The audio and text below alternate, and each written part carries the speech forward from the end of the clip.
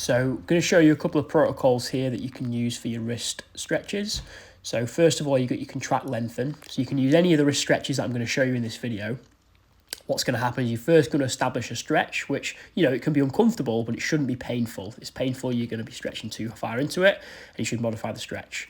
Once you've found that, your contraction phase is going to be actually pushing into the floor, so you're pushing into the ground, and that way you're going to be engaging, in this stretch position, you're going to be engaging the wrist flexors, so the underside of the forearm. And then once you've done your contraction, about 10 seconds, you go into a 10-second lengthen phase where you're going to try and actively pull your hands towards the back of the forearm. You're just trying to almost like lift it up as you lean back into more of a stretch. That's your lengthen phase. And you can repeat that for, 2 or 3 reps, 10 seconds on, 10 seconds lengthen. Next up, you've got your gentle rocks. So from here, it's the same idea in terms of contractions and lengthening, where as we're rocking backwards, we're trying to push into the floor now. As we're rocking forwards, we're trying to actually pull up out of the stretch. So it's slightly different order, but you're still getting that active contraction through your wrist muscle, through the muscles that control your wrists. And again, you can apply this rocking for any of the stretches that I'll show you. So onto the stretches now. I'm just going to show you a modification for your sort of classical wrist extension stretch, which you can do with your hands forwards or backwards. But from here, you can use a mat to make it easier or harder. So by propping the heels of the hand, like the base of the hand, the palm on the mat, it'll make it easier, like an ankle wedge for your squats. Or by putting the knuckles on the mat, it'll make it harder.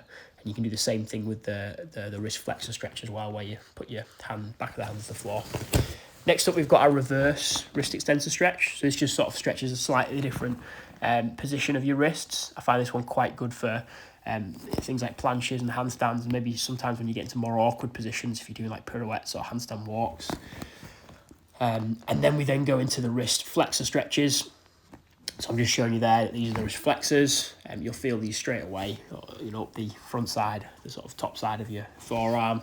And from there, you can start with one arm. Once it's comfortable in terms of load and position, you can go to 2. You can also do things like make a fist in this position to increase the stretch.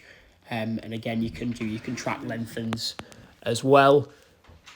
So quite a few options as well for this one. You can turn the hands towards each other, again, making a fist.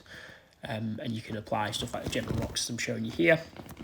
And then finally, the final wrist options, which are really important because, your wrist your finger extensors and flexors, they cross your wrist and elbow. So they're going to potentially lead to some restrictions in wrist movement. So I'm just showing you here the options that you can use for stretching out the fingers and the thumbs. The thumbs specifically, if you're doing like parallel work or planches, I think are really important. But also the fingers as well for any sort of, if you're doing front squats or bench press or, again, sort of handstands or push-ups.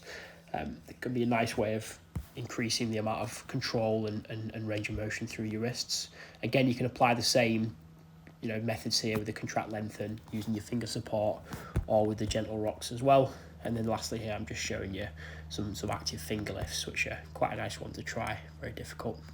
Enjoy.